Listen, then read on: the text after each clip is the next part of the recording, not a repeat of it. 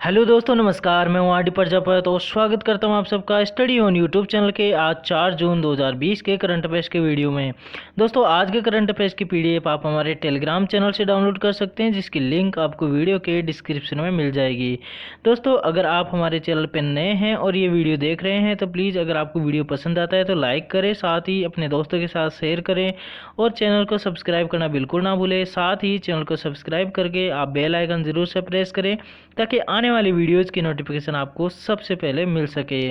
दोस्तों, अब चलते हैं आज के मोटिवेशन कोट की ओर। तो दोस्तों, आज का मोटिवेशन कोट हमने रखा है, सफलता तब मिलती है जब आपके सपने आपके बहानों से बड़े होते हैं। हाँ दोस्तों, ये सही है कि अगर आपके बहाने जो हैं आपके सपनों से बड़े हैं तो आप सफल नहीं होंगे। अगर आपके सपने बड़े हैं, बहाने छोटे हैं या फिर बहाने है ही नहीं, तो आप सफलता निश्चित ही प्राप्त कर लेंगे।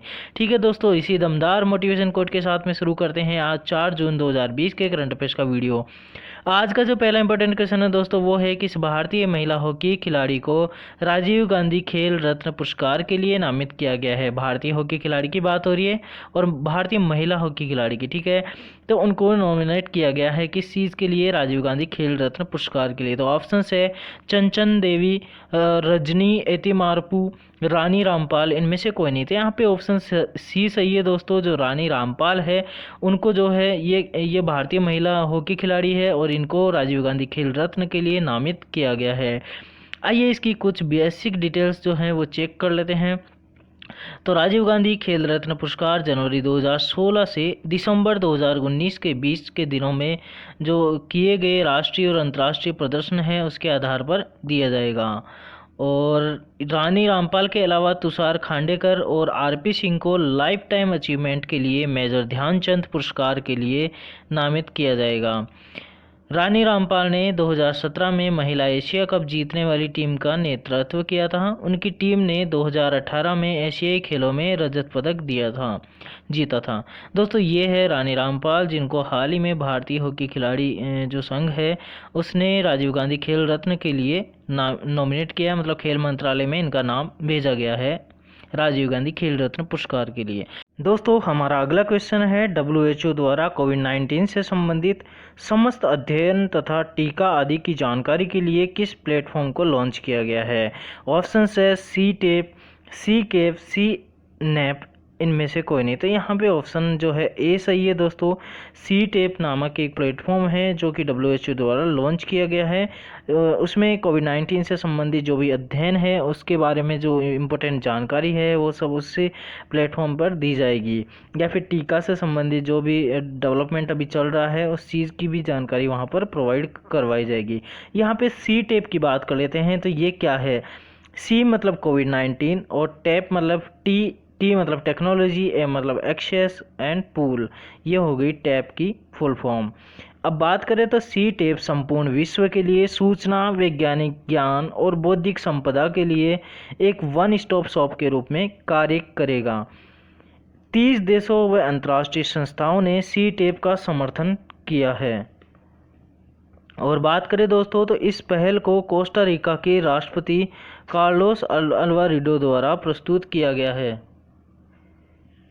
WHO की बात करें दोस्तों तो 7 अप्रैल 1948 को इसकी स्थापना हुई। जेनेवा में इसका मुख्यालय है, जेनेवा स्विट्जरलैंड में, और इसके अध्यक्ष वर्तमान में टेड्रोस अधोनम, ठीक है। तो WHO इसकी फुल फॉर्म है वर्ल्ड हेल्थ ऑर्गेनाइजेशन, यानी कि विश्व स्वास्थ्य संगठन।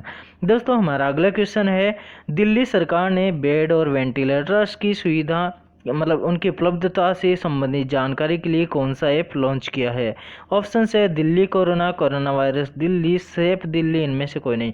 तो दोस्तों, हाल ही में दिल्ली सरकार ने दिल्ली कोरोना नाम से एक एप्लीकेशन लॉन्च किया है, जिसके तहत जो भी वहाँ पर जो अस्पताल है वहाँ पर बेड और वेंटिलेटर की उपलब्धता है कि नहीं है, इस संबंध की जानकारी उस ऐप पर प्रदान की जाएगी।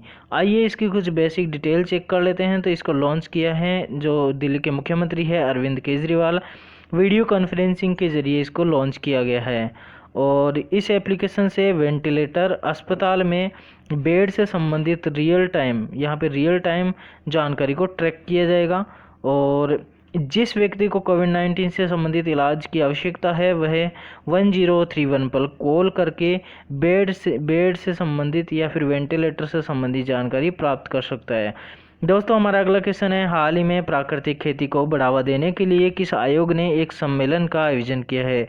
ऑप्शन है केंद्र राज्य संबंध आयोग, राष्ट्रीय मानवाधिकार आयोग, नीति आयोग, इनमें से कोई नहीं। यहाँ पे ऑप्शन सी सही है दोस्तों। हाल ही में जो है प्राकृतिक खेती को बढ़ावा देने के लिए नीति आयोग ने एक सम्मेलन का आयोजन किया है।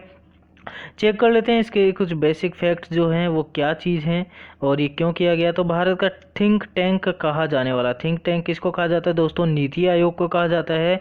तो उसने हाल ही में प्राकृतिक खेती पर आधारित एक सम्मेलन का आयोजन किया है और भारत ने अगले 5 वर्षों में 5 लाख हेक्टेयर तक जैविक खेती को बढ़ाने का लक्ष्य रखा है और इस कार्यक्रम में जैविक खेती को बढ़ाने के उपायों पर चर्चा की गई है।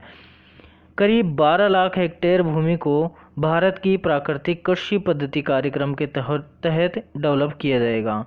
और नीति आयोग की बात करें तो स्थापना 1 जनवरी 2015 को ही, मुख्यालय नई दिल्ली में स्थित है। वर्तमान अध्यक्ष नरेंद्र मोदी, यानी कि जो नीति आयोग का जो अध्यक्ष होता है वो होता है देश का प्रधानमंत्री। तो वर्तमान में हमारे प्रधानमंत्री है नरेंद्र मोदी, तो अभी नीति आयोग के अध्यक्ष हो गए नरेंद्र मोदी। एक्चुअली देखा जाए तो नीति आयोग जो है वो योजना आयोग का एक प्रावर्तित नाम है या फिर उसको परिवर्तित करके नीति आयोग बनाया गया। हमारा अगला क्वेश्चन है दोस्तों, पीपीई किट को कीटाणु रहित करने के लिए किस संस्था ने अल्ट्रा स्वच्छ नामक बूथ को विकसित किया है?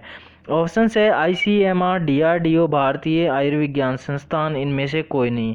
तो यहाँ पे ऑप्शन बी सही है दोस्तों। डीआरडीओ ने जो है पीपीई किट को कीटाणु रहित करने के लिए एक अल्ट्रा स्वच्छ नामक एक बूथ को विकसित किया है। आइए इसकी कुछ डिटेल्स है वो चेक कर लेते हैं। तो भारत के रक्षा अनुसंधान और विकास संगठन यानी कि डीआरडीओ ने पीपीई किट को कीटाणु रहित करने के लिए अल्ट्रा स्वच्छ नामक बूथ को विकसित किया है और यह इकाई इलेक्ट्रॉनिक आइटम, व्यक्तिगत सुरक्षा उपकरण, कपड़े इत्यादि को कीटाणु रहित करने में उपयोग में ली जाएगी। इस इकाई में ओजोनेटेड स्पेस टेक्नोलॉजी नामक एक ऑक्सीडेंटिक प्रक्रिया का उपयोग किया गया है। और डीआरडीओ की बात करें दोस्तों तो defence research and development organisation इसकी फुल फॉर्म हो गई।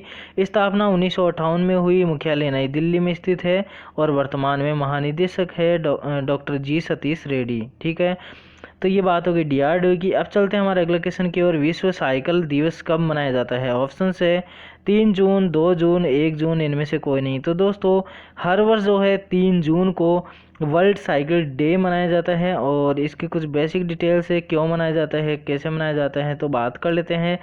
विश्व साइकिल दिवस हर वर्ष जो है 3 जून को मनाया जाता है। पहली बार संयुक्त राष्ट्र द्वारा 3 जून 2018 में पर्यावरण हित के लिए विश्व साइकिल दिवस की शुरुआत की गई थी। साइकिल के उपयोग से देशों को कार्बन फुटप्रिंट को कम करने में मदद मिलती है दोस्तों। और दोस्तों एक चीज़ और है कि साइकिल से हम अपना स्वास्थ्य जो है उसको भी मेंटेन रख सकते हैं, इसलिए भी साइकिल दिवस मनाना ज़रूरी है। इसलिए भी इसको मतलब जैसे इसके प्रति जागरूकता फैलाने के लिए, ताकि लोग साइकिल डे जो है उस दिन इसके प्रति प्रेरित हो सके और अपने स्वास्थ्य के प्रति साइकिल को उपयोग में ले सके, इसलिए यह दिवस मनाया जाता है। खेलो इंडिया सामुदायिक कोच, हमारा अगला क्वेश्चन है दोस्तों, खेलो इंडिया सामुदायिक कोच विकास कार्यक्रम का उद्घाटन किसके द्वारा किया गया? ऑप्शन है नरेंद्र मोदी, राजेंद्र सिंह तोमर, किरण रिजिजू, इनमें से कोई नहीं। तो दोस्तों यहाँ पे किरण रिजिजू जो कि हमारे देश के खेल मंत्री है, उन्होंने खेलो इंडिया सामुदायिक कोच विकास कार्यक्रम का उद्घाटन किया है। और बात कर लेते हैं इसके कुछ अन्य फैक्ट की। तो खेलो इंडिया सामुदायिक विकास कार्यक्रम पूरे देश में सामुदायिक प्रशिक्षण और शारीरिक शिक्षकों के लिए 25 दिन का एक कार्यक्रम आयोजित होगा। स्कूलों में शारीरिक शिक्षा के महत्व के लिए इस कार्यक्रम को शुरू किया गया है और यह कार्यक्रम फिट इंडिया मूवमेंट के तहत शुरू किया गया है। दोस्तों ये फोटो आप देख रहे हैं, यह है किरण रिजिजू। अब हमारा अगला क्वेश्चन है दोस्तों, हाल ही में भारत सरकार ने डेयरी किसानों के लिए किस योजना को लॉन्च किया है? ऑप्शन है डेयरी किसान क्रेडिट कार्ड, किसान जीवन, इनमें से कोई नहीं। तो यहाँ पे ऑप्शन बी सही है दोस्तों। किसान क्रेडिट कार्ड योजना हाल ही में भारत सरकार ने डेयरी किसानों के लिए लॉन्च किया है। और इसकी डिटेल चेक करें दोस्तों तो ये भारत सरकार ने डेयरी किसानों के लिए क्रेडिट कार्ड योजना लॉन्च की है, किसान क्रेडिट कार्ड। और देश के करीब 1.5 करोड़ यानी कि 1.5 करोड़ किसानों को किसान क्रेडिट का लाभ मिलेगा।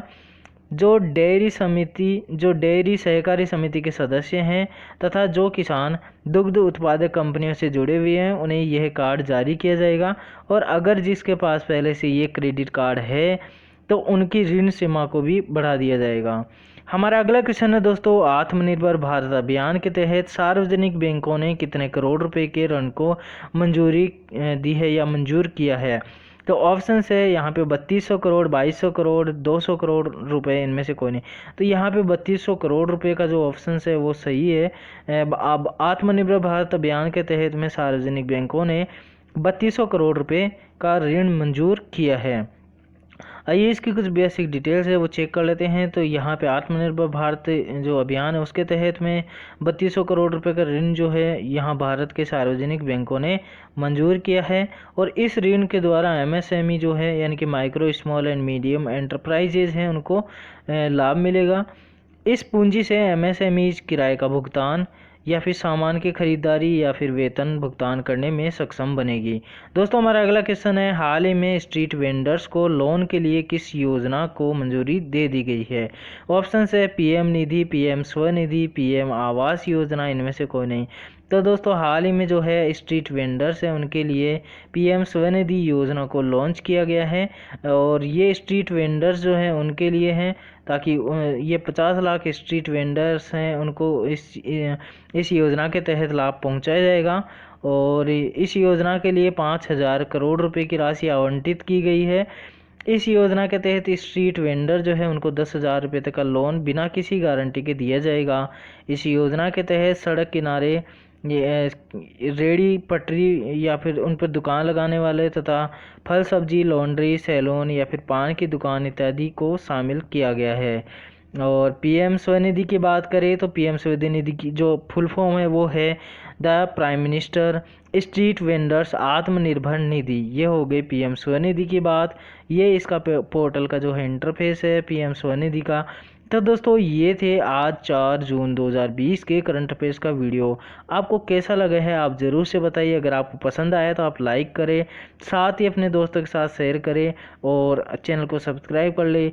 दोस्तों हम हमारी वीडियो में हर बार एक क्वेश्चन के साथ में मतलब हर एक क्वेश्चन के साथ में क्वेश्चन से रिलेटेड फैक्ट की भी बातें करते हैं ताकि सिर्फ क्वेश्चन ही आपको याद ना हो, उससे रिलेटेड फैक्ट जो है उनको भी उनके बारे में भी आपको जानकारी मिले और आप उस क्षेत्र से संबंधित कई जानकारियों को एक साथ याद कर सके। क्योंकि रिलेटिव करके अगर आप पढ़ाई करेंगे तो आपको कई चीज़ें एक साथ याद हो जाएगी।